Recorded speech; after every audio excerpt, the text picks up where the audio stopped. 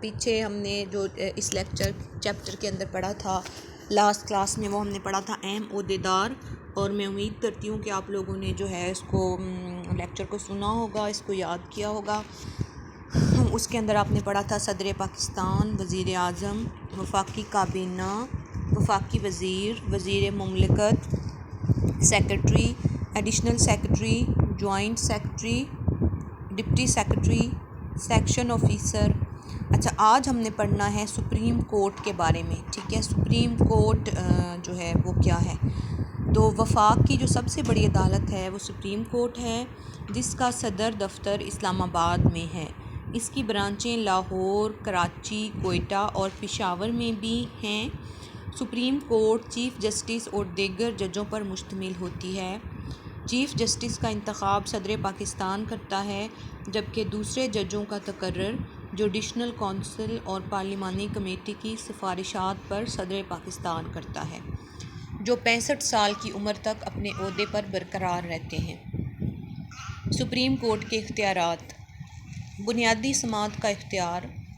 Supreme court of Pakistan کو ان امور میں بنیادی سماعت کا حق حاصل ہے جو مرکز اور صوبوں کے درمیان ہوں یا ایک صوبے کے دوسرے صوبے کے ساتھ ہوں۔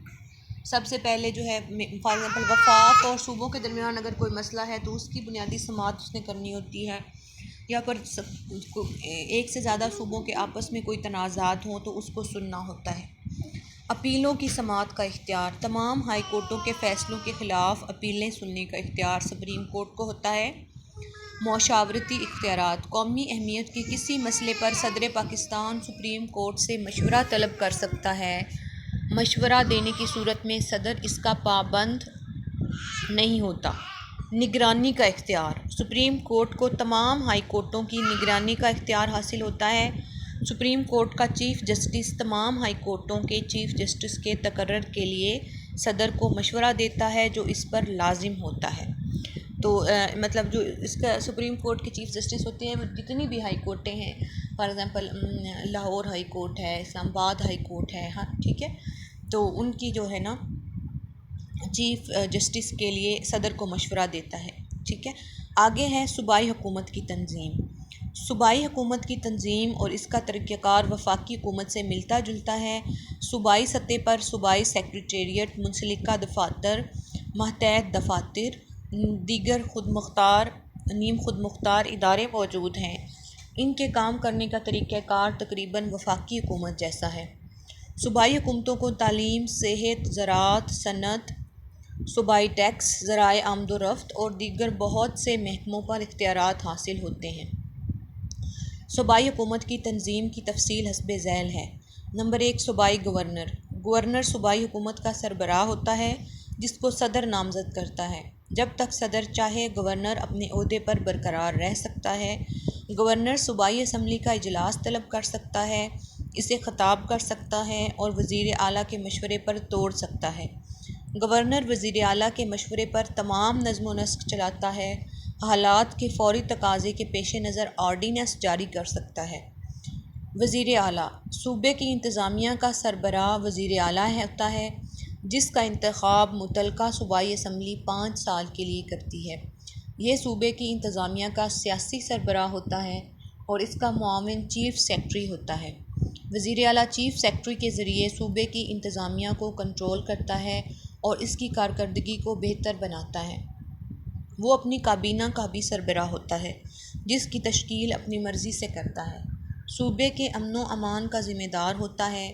قائد ایوان ہونے کی وجہ سے اسمبلی پر پوری گرفت رکھتا ہے اور آسانی سے قانون سازی کروا سکتا ہے۔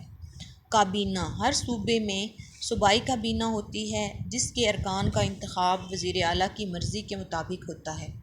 ہر وزیر اپنے اپنے محکمے کا سربراہ ہوتا ہے۔ وزیر اعلیٰ کو محکمہ کی پالیسیاں اور کارکردگی کے متعلق آگاہ کرتا ہے۔ محکمے کا سیاسی سربراہ ہونے کی وجہ سے وہ وزیر اعلیٰ کے سامنے جواب دہ ہوتا ہے۔ Chief secretary. چیف سیکرٹری انتظامی امور کے لیے صوبے کا سربراہ ہوتا ہے۔ وہ صوبہ میں افسر شاہی کا سینئر ترین فرد ہوتا ہے۔ وہ صوبائی کابینہ کا سیکرٹری ہوتا ہے اور اس کے فیصلوں پر عمل درآمد کے لیے ذمہ دار ہوتا ہے۔ چیف سیکرٹری تمام سیکرٹریوں کی کمیٹی کا چیئرمین بھی ہوتا ہے۔ جو تمام سیکٹریوں کی کارکردگی کا جائزہ لیتا ہے اور ان کو وقتاً فوقتاً ہدایات جاری کرتا ہے۔ چیف سیکرٹری تمام محکمے کی سرگرمیوں سے باخبر رہتا ہے اور کسی محکمے سے کسی قسم کی اطلاعات وصول کرنے اور کسی خاص امر میں کارروائی کرنے کا مجاز ہوتا ہے۔ ہر محکمے کا سیکرٹری براہ راست چیف سیکرٹری کے ماتحت ہوتا ہے اور اپنے اپنے محکمے کی کارکردگی کا جواب دہ ہوتا ہے۔ سیکرٹری ہر محکمے کا انتظامی سربراہ سیکرٹری ہوتا ہے، جو کہ عموماً 20 گریڈ کا آفیسر ہوتا ہے۔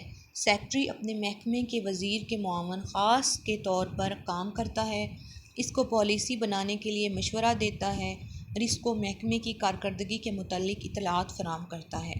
سیکرٹری اپنے محکمے کی نگرانی کرتا ہے اور حکومت کی پالیسیوں پروگراموں کو لاگو کرنا یقینی بناتا ہے۔ سیکرٹری کے پاس اپنے فرائض کی سر انجام دہی کے لیے مددگار موجود ہوتے ہیں، مثلاً ایڈیشنل سیکرٹری، ڈپٹی سیکرٹری اور سیکشن آفیسر وغیرہ، جن کی تعداد کا تعین محکمہ کے حجم کے مطابق کیا جاتا ہے۔ سیکرٹری کے فرائض میں اپنے ماتحت عملے کی نگرانی، دوسرے محکموں سے مشورہ اور وزیر اعلیٰ کے لیے سمریاں تیار کرنا شامل ہوتا ہے۔ ایڈیشنل سیکرٹری سیکرٹری کا مددگار ہوتا ہے اور اپنے ونگ کی کارکردگی کا ذمہ دار ہوتا ہے۔ یہ 19 گریڈ کا آفیسر ہوتا ہے۔ یہ عموماً سیکرٹری سے احکام وصول کرتا ہے اور ان کو نیچے بھیج دیتا ہے اور اسی طرح سے نیچے سے رپورٹیں وصول کر کے سیکرٹری کو پیش کرتا ہے۔ یہ اپنے ونگ کے ملازمین کی نگرانی کرتا ہے اور ہر وہ کام سر انجام دیتا ہے جس کا سیکرٹری حکم دیتا ہے۔ یہ عام طور پر فیصلے سازی کے عمل میں شامل نہیں ہوتا۔ ڈپٹی سیکرٹری اپنی برانچ کا سربراہ ہوتا ہے۔ یہ 18 یا 19 گریڈ کا آفیسر ہوتا ہے جس کا تعلق وفاقی حکومت یا صوبائی حکومت کے ملازمین سے ہوتا ہے۔ محکمے کے متعلق فیصلوں میں عمل دخل نہیں کرتا بلکہ صرف اوپر سے احکام وصول کرتا ہے اور سیکشن آفیسر کو عمل درآمد کے لیے بھیج دیتا ہے۔ سیکشن آفیسر 17 یا 18 گریڈ کا وفاقی یا صوبائی حکومت کا ملازم ہوتا ہے اور اپنے سیکشن کا سربراہ ہوتا ہے۔ یہ سیکرٹری یا ایڈیشنل سیکرٹری کے احکام کو عملی جامہ پہناتا ہے۔ یہ سیکشن کے تمام معاملات میں اپنے ڈپٹی سیکرٹری کو رپورٹ کرتا ہے۔ ٹھیک ہے، تو یہاں تک یہ ہمارا جو آج کا لیکچر ہے یہ ہے صوبائی حکومت کی تنظیم، کہ صوبے کی جو حکومت ہے اس کی تنظیم کس طرح سے ہوتی ہے۔ یہ ڈاکٹر عارف علوی صاحب کی تصویر ہے جو پریزیڈنٹ آف پاکستان